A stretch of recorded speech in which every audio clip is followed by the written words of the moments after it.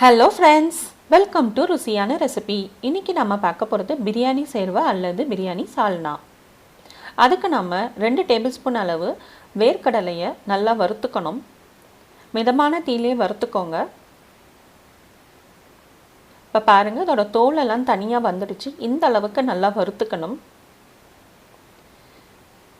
இப்போ இதில் நாம் 2 டேபிள் ஸ்பூன் அளவுக்கு வெள்ளை எள்ளு, அதையும் நல்லா பொன்னிறமாக வர அளவுக்கு நல்லா வறுத்துக்கோங்க. இதில் நான் டெசிகேட்டட் கோகோனட் 2 டேபிள் ஸ்பூன் போட்டிருக்கேன். உங்ககிட்ட சாதாரண தேங்காய் இருந்தாலும் சேர்த்துக்கலாம். அதையும் நல்லா பொன்னிறமாக வர வரைக்கும் வறுத்துக்கோங்க. இதை நாம் இப்போ மிக்ஸி ஜாருக்கு மாற்றிக்கலாம். அதே பேனில் 1 டீஸ்பூன் அளவுக்கு எண்ணெய் விட்டுக்கோங்க. அரை வெங்காயம் வெட்டினது, இதை நல்லா கண்ணாடி போல் வர அளவுக்கு மிதமான தீயிலேயே வதக்கிக்கோங்க.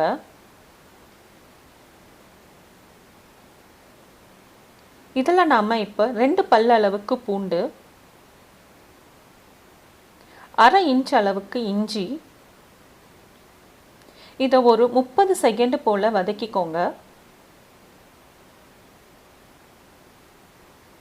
ஒரு பெரிய சைஸ் தக்காளி வெட்டினதை போட்டுக்கிறேன்.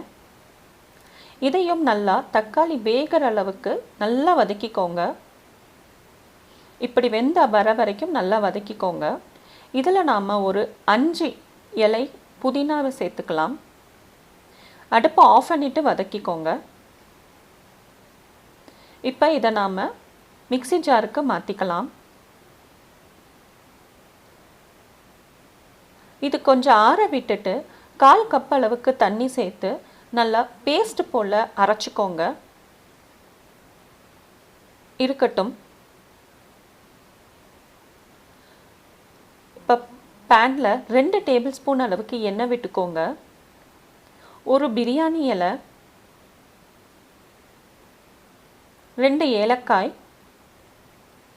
அரை இன்ச் அளவுக்கு பட்டை, 1 டீஸ்பூன் ஜீரகம், இதை நல்லா வெடிக்க விடுங்க.